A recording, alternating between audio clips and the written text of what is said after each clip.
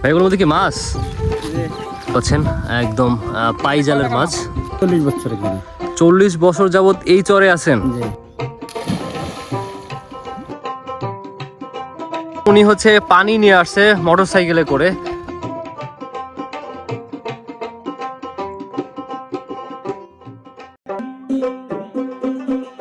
দ্বীপ জেলা ভোলার আরো একটি চরের উদ্দেশ্যে রওনার পথে আমি, যেখানে এই চরে যাওয়ার একমাত্র মাধ্যমই হচ্ছে ট্রলারে চেপে নদী পাড়ি দিয়ে। ওপার থেকে ছেড়ে আসা ট্রলারে করেই এপারে এসেছেন চরবাসীরা।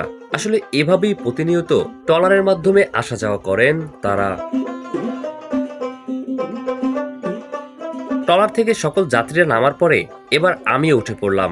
সবাই হওয়ার সাথে সাথে আমাদের ট্রলারটিও চলতে শুরু করলো চরের উদ্দেশ্যে। একটা সময় এই চরে যাওয়ার জন্য ট্রলারের সংখ্যা খুবই কম ছিল, কিন্তু বর্তমানে শুধুমাত্র সন্ধ্যার পরে ছাড়া সারাদিন প্রতি ঘন্টায় ঘন্টায় ট্রলার পাওয়া যায় আসা যাওয়ার, যেটি চরবাসীদের জন্য বেশ উপকারী বটে। চরে যাওয়ার জন্য আজকে আমার ভ্রমণ সঙ্গী হিসেবে রয়েছে বড় ভাই দীপু, কন্টেন্ট ক্রিয়েটর বিন ইসলাম ভাই এবং আবির ভাই। তাই তাদের সবাইকে নিয়েই আজকে আমরা ভ্রমণ করব পুরো চর। আর সেক্ষেত্রে আমাদের জনপ্রতি ট্রলারের ভাড়া পড়েছে 50 টাকা।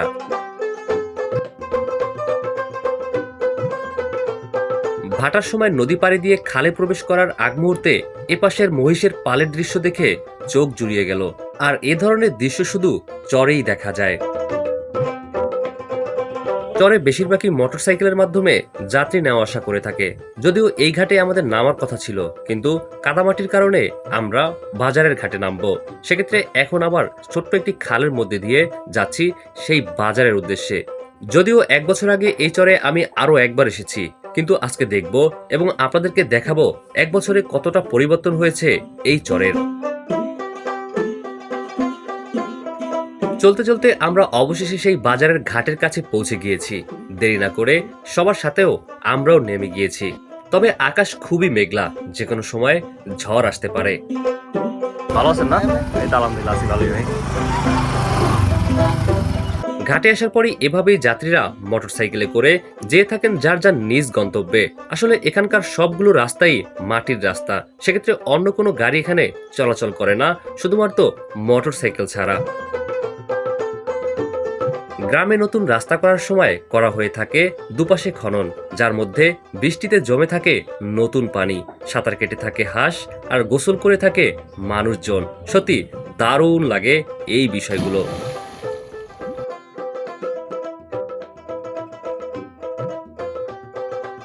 ভাই এগুলোর মধ্যে কি মাছ? আচ্ছা দেখি একটু। আর দর্শক দেখতে পাচ্ছেন শিকদারের চরে ভাইয়েরা চিংড়ি মাছ ধরে নিয়ে আসছে। আমরা সেগুলোই হচ্ছে আপনাদেরকে দেখাবো। এই যে দেখতে পাচ্ছেন একদম পাই জালের মাছ দেখতে পাচ্ছেন। এগুলো কি বিক্রির জন্য নাকি খাওয়ার জন্য? এই 4 জনের আর কি ভাগ করে নিয়ে যাবেন না? আচ্ছা এগুলো কি রাতে পাতা লাগে জাল নাকি দিনে? না এখন ও টাইনা টুইনা তারপরে এসে আবার হচ্ছে এই করেন না? ও আপনাদের বাসায় এখানেই নদীতে মাছ কিরকম পড়ে এখন এই যে জাল ধরতেছে? পড়ে না?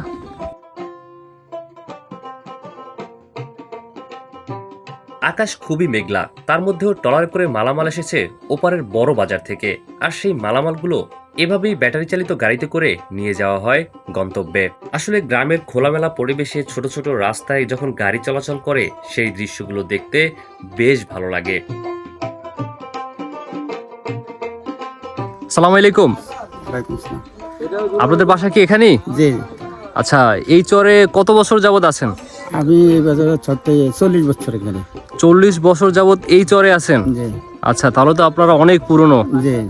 একটা সময় কি এখানে আপনারা যখন আসেন তখন মানুষ ছিল নাকি আপনারা তখন প্রথমবারের মতো? আমরা প্রথমে কটা বাসা ছিল এখানে। হ্যাঁ বাসাঘর ছিল সব বোরগা আছি।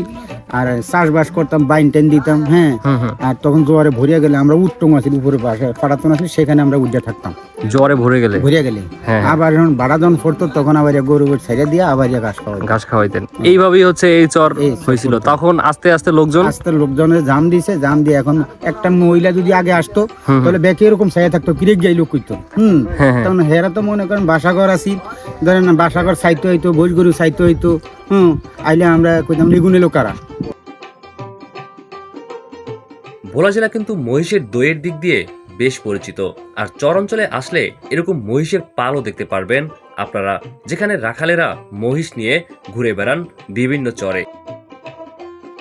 বন্ধুরা দেখতে পাচ্ছেন কত সুন্দর একটি জায়গা। আসলে গ্রামের এই ধরনের দৃশ্যগুলো আপনি আসলেই দেখতে পারবেন। কি সুন্দর একটা খাল বয়ে গিয়েছে আর একদম পরিষ্কার পানি, মনে হচ্ছে যে এখনই এখানে গোসল করি, এরকম একটা বিষয়। এক সুন্দর একটি জায়গা এই শিকদারের চরের, যদিও 1 বছর আগে এরকম ছিল না, অনেকটা চেঞ্জ হয়ে গেছে।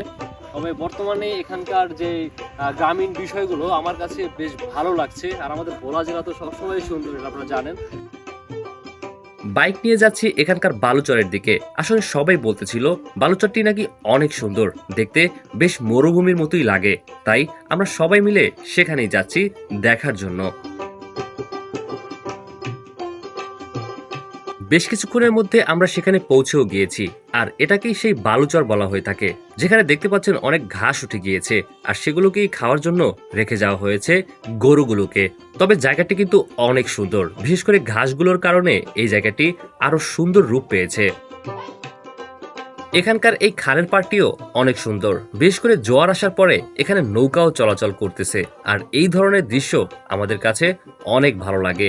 এছাড়াও এখানে বেশ কিছু গাছও রয়েছে, যেগুলো সরকারিভাবে লাগানো হয়েছে।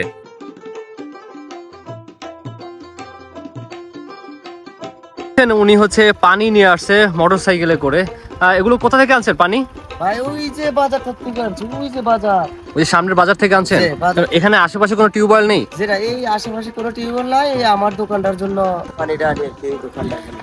আপনার মতো কি এখানকার প্রত্যেকটা মানুষই হচ্ছে কষ্ট করে এইভাবে পানি নিয়ে এসে থাকে? যে যে এই অনেক কষ্ট করে এখানে যদি একটা কল হইতো, একটা টিউবওয়েল হইলে আমার দোকানটা সংলগ্নে যদি কল হইতো তো অনেক ভালো হইতো আর কি। আচ্ছা দর্শক, এখানে একটা ঘাট রয়েছে, তো সেক্ষেত্রে এখানে একটি কলের প্রয়োজন, একটি টয়লেটেরও প্রয়োজন আছে, যদিও সরকারিভাবে করার জন্য আমি বলি। বন্ধুরা, এ চরে রাস্তাঘাটেরও অনেক সমস্যা রয়েছে। বিশেষ করে বর্ষাকালে তো হাঁটাচলা করা যায়ই না, সেক্ষেত্রে গাড়ি চলাচল একদম বন্ধই হয়ে যায়। তাই বলবো এখানে ভালো রাস্তা, বিশুদ্ধ পানি এবং পাকা টয়লেটের ব্যবস্থা করা উচিত।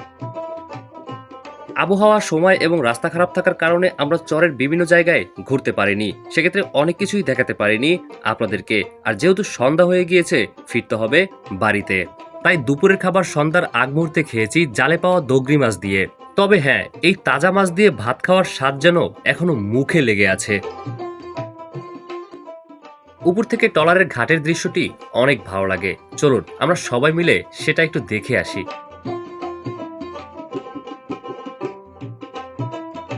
চরের মানুষগুলো অনেক ভালো এবং অতিথি আপ্যায়নশীল। আর তাদের সবাইকে এবার বিদায় জানিয়ে যাচ্ছি চর ছেড়ে নিজের গন্তব্যে। ভালো থাকেন ভাই আপনারা। পুরো একদিন চরে কাটিয়েছি। অন্যদের কাছে এটা নতুন অভিজ্ঞতা হলেও আমার কাছে বেশ পুরনো। ভালো থাকবেন সবাই। আবার দেখা হবে কোনো একটি চরের ভিডিও নিয়ে কোনো এক নতুন জায়গায়।